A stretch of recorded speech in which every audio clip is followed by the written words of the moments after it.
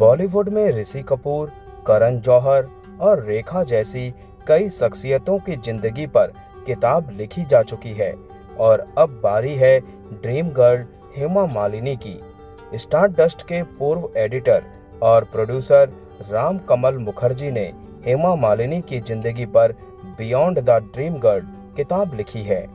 हेमा मालिनी के 69वें जन्मदिन के मौके पर इसे लॉन्च किया गया। हालांकि उनकी आत्मकथा में उन सवालों का जवाब रीडर्स को नहीं मिल पाएगा जिनके बारे में पिछले 4 दशकों से खूब गॉसिप्स लिखे गए। मसलन धर्मेंद्र की दूसरी पत्नी प्रकाश कौर और बेटों सनी और बॉबी देओल से हेमा के रिश्तों पर आत्मकथा में कुछ भी नहीं लिखा गया है। हिंदी सिनेमा की खूबसूरत अभिनेत्री हेमा मालिनी ने इंडस्ट्री को एक से बढ़कर एक कई हिट फिल्में दी हैं। उन्होंने अपनी दमदार अदाकारी और बला की खूबसूरती से करोड़ों दर्शकों के दिलों में खास जगह बनाई। बॉलीवुड की ड्रीम गर्ल हेमा मालिनी आज भी लोगों की उतनी ही पसंदीदा अभिनेत्री है। अभिनेत्री ने साउथ से बॉलीवुड में एंट्री ली। फिल्मी दुनिया से लेकर अभिनेत्री ने सियासत तक का सफर तय किया है। हेमा मालिनी का जन्म 16 अक्टूबर 1948 को तमिलनाडु के अम्मकुदी में हुआ था। हेमा मालिनी दक्षिण भारत से ताल्लुक रखती हैं, लेकिन इसके बावजूद उन्होंने बॉलीवुड में अपनी खास जगह बनाई। अभिनेत्री का पूरा नाम हेमा मालिनी चक्रवर्ती है। उन्होंने अपनी शुरुआती पढ़ाई चेन्नई के आंध्र महिला सभा से की थी। इसके बाद वह पढ़ाई के लिए दिल्ली आई और यहाँ Tamil education association senior secondary school में एडमिशन लिया। हालांकि पढ़ाई के साथ साथ बचपन से ही हेमा को अभिनय का काफी शौक था। फिर जब उन्हें अपना ये शौक पूरा करने का मौका मिला तो वो 12वीं तक की भी पढ़ाई नहीं कर पाई। हेमा मालिनी के पिता VSR चक्रवर्ती तमिल फिल्मों के निर्माता थे। इसी वजह से हेमा की दिलचस्पी अभिनय की ओर हुई। साल 1961 में काफी कम उम्र में ही हेमा मालिनी को एक फिल्म में डांसर का रोल निभाने का मौका मिला। इस रोल को करने के बाद उन्होंने फिल्मों में ही अपना कैरियर बनाने का सपना देखा। हेमा मालिनी ने 1968 में मशहूर अभिनेता राज कपूर के साथ फिल्म सपनों का सौदागर से डेब्यू किया था। अपनी पहली फिल्म से ही हेमा बॉलीवुड में छा गई, जिसके बाद उन्होंने कभी पीछे मुड़कर नहीं देखा। हेमा ने पहली फिल्म के बाद लगातार कई हिट फिल्में बॉलीवुड को दी। हेमा ने शोले, सीता गीता, नसीब, जॉनी मेरा नाम, सत्ते पे सत्ता, त्रिशूल, क्रांति, प्रेम नगर जैसी कई हिट फिल्मों में काम किया। हेमा ने अपने कैरियर में कई बड़े सितारों के साथ काम किया, लेकिन कुछ अभिनेताओं के साथ उनकी जोड़ी काफी हिट रही। इनमें से एक राजेश खन्ना भी हैं। सुपरस्टार राजेश खन्ना के साथ हेमा ने 10 हिट फिल्में दी। वहीं धर्मेंद्र के साथ उन्होंने 35 फिल्मों में काम किया। कई बेहतरीन फिल्मों में अपनी दमदार अदाकारी की वजह से वो बॉलीवुड की ड्रीम गर्ल बनी। धर्मेंद्र और हेमा मालिनी की पहली मुलाकात ख्वाजा अहमद अब्बास की फिल्म आसमान महल के प्रीमियर के दौरान वर्ष 1965 में हुई थी। तब तक धर्मेंद्र फिल्म इंडस्ट्री में सुपरस्टार के तौर पर स्थापित हो चुके थे और हेमा एक ही फिल्म में अभिनय कर पाई थी, जो फ्लॉप रही थी। लेकिन धीरे धीरे दोनों एक दूसरे के प्रति आकर्षित होने लगे। हालांकि उनका प्यार परवान चढ़ा फिल्म शोले की शूटिंग के दौरान और 1980 में दोनों ने शादी कर ली। एक रियलिटी शो में शरीक हुई हेमा ने एक सवाल के जवाब में बताया था कि जब नासिक में फिल्म प्रतिज्ञा की शूटिंग चल रही थी, तब धर्मेंद्र को मैंने मैं जट यमला पगला दीवाना गाने पर डांस करते देखा। उनका वो डांस देखकर मैं उन पर पूरी तरह से फिदा हो गई थी। हेमा मालिनी का दक्षिण भारतीय परिवार इस प्यार से बिल्कुल भी खुश नहीं था। एक तो धर्मेंद्र पंजाबी थे, दूसरा वो पहले से ही शादीशुदा थे। इस वजह से उन्हें हेमा से चोरी छिपे मिलना पड़ता था। कई बार हेमा के परिवार से कोई न कोई शूटिंग सेट पर आ भी जाता, इसीलिए मिलना और मुश्किल हो जाता। वो दोनों शूटिंग के बाद बाहर भी नहीं मिल पाते थे। धर्मेंद्र और हेमा एक तरह के पहरे के बीच शूटिंग किया करते थे, लेकिन धर्मेंद्र ने इसका एक नया तोड़ निकाला। जिन जिन फिल्मों में वो हेमा के साथ शूट कर रहे होते, उन फिल्मों के कैमरामैन को वो पटा लेते। हेमा के साथ रोमांटिक सीन के रीटेक बार बार हों, इसके लिए वो कैमरामैन से कह देते कि शॉट को एक बार में ओके मत करना। कभी कैमरामैन लाइट कम होने की बात करता तो कभी कोई और वजह बता देता। धर्मेंद्र ने इसका भी एक कोड वर्ड बनाया था। जब सीन को रीटेक कराना होता तो वो हौले से अपना कान छू लेते।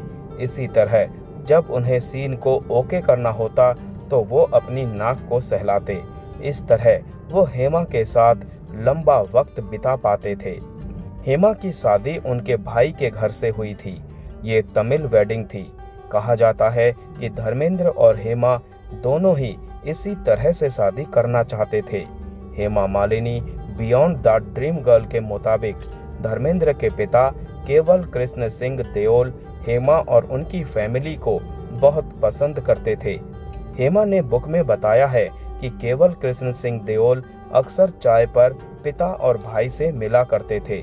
इस दौरान वो पंजे भी लड़ाया करते थे और उन्हें यानी हेमा के पिता और भाई को हराने के बाद मजाक करते हुए कहते थे, तुम लोग घी मक्खन लस्सी खाओ, इडली और सांभर से ताकत नहीं आती।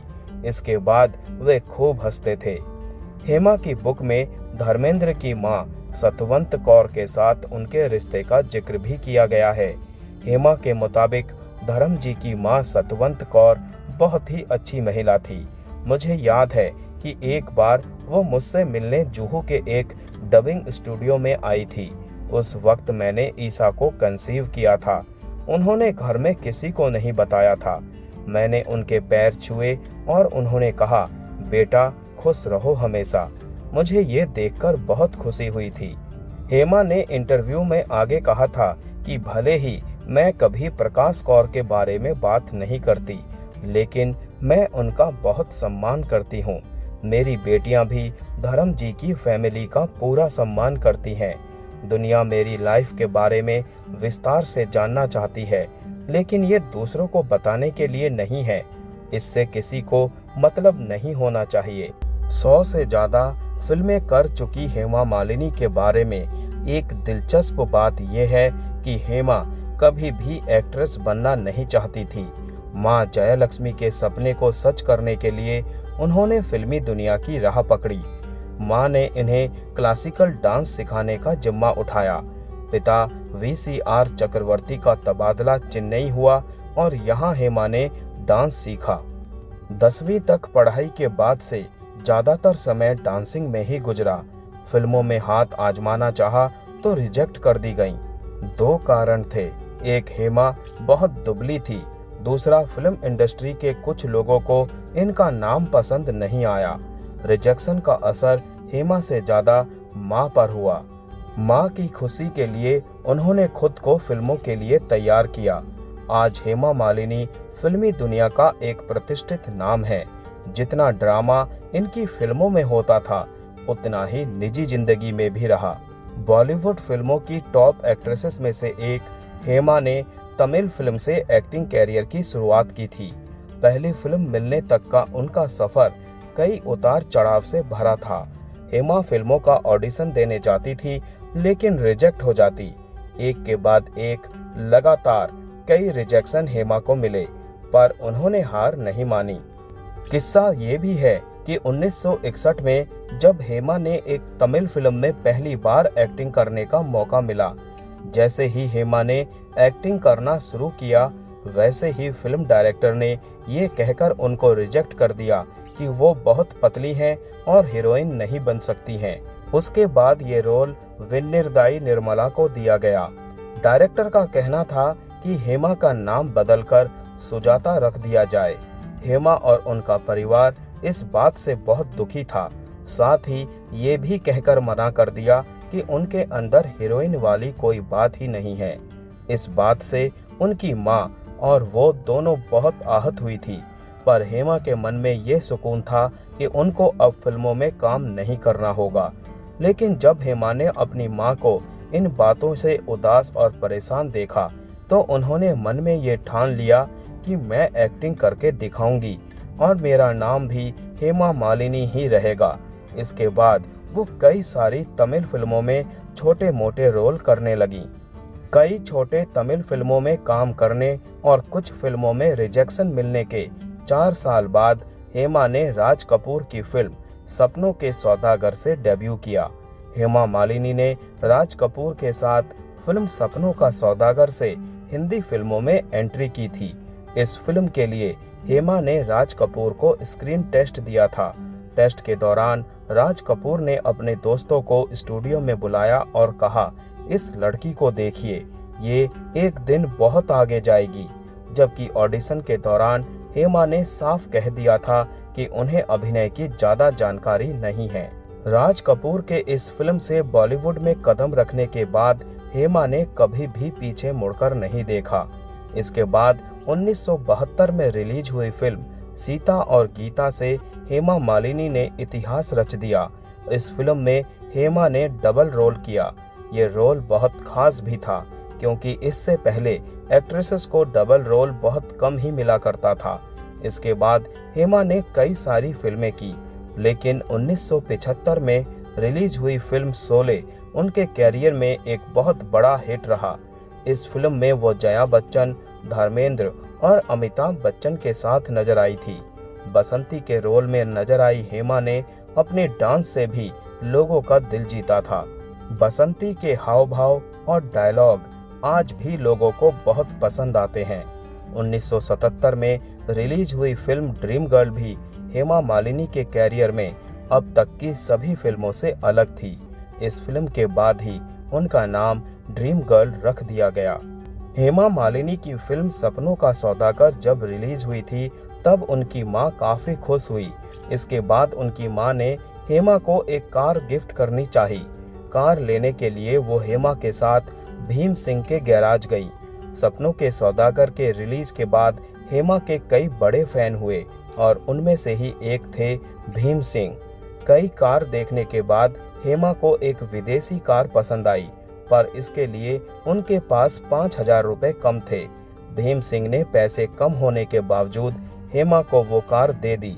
हेमा की मां ने 5,000 रुपए बाद में देने का वादा किया और कार घर लेकर चली गईं। सक्सेस की सीढ़ियां चढ़ने के बाद हेमा के माता पिता उनकी शादी को लेकर बहुत परेशान रहते थे। सही लड़का नहीं मिलने के कारण माता पिता हेमा की कुंडली लेकर कई पंडितों के पास जाते थे।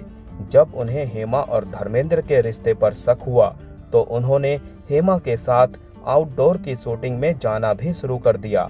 हेमा के माता पिता धर्मेंद्र को पसंद करते थे, लेकिन वो उनको अपना दामाद नहीं बनाना चाहते थे। हेमा ने अपनी किताब Hema Malini the authorised biography में ये बताया था कि जितेंद्र और संजीव कुमार दोनों ने हेमा को प्रपोज किया था और वो दोनों शादी भी करना चाहते थे, लेकिन वो हमेशा से यही चाहती थी कि वो शादी सिर्फ उसी से करेंगी जिससे वो प्यार करती हों। दरअसल संजीव कुमार उस समय अपने कैरियर के टॉप पर थे और वो हेमा के साथ शादी करना चाहते थे। वहीं जितेंद्र भी हेमा को पसंद करते थे और हेमा और जितेंद्र की फैमिली भी चाहती थी कि दोनों शादी कर लें। हेमा जितेंद्र को सिर्फ अपना दोस्त ही मानती थी, पर परिवार के दबाव के कारण हेमा और जितेंद्र शादी के लिए मान गए। इसके बाद शादी की तारीख भी फिक्स हो गई और शादी की तैयारियां भी शुरू हो गई। इसी दौरान जब धर्मेंद्र को यह पता चला कि हेमा की शादी हो रही है, तब वो फिल्मी अंदाज में जाकर उन्होंने शादी रुकवा दी। इसके बाद हेमा भी मान लेती है कि वो भी धर्मेंद्र से प्यार करती है और शादी भी उन्हीं से करना चाहती है।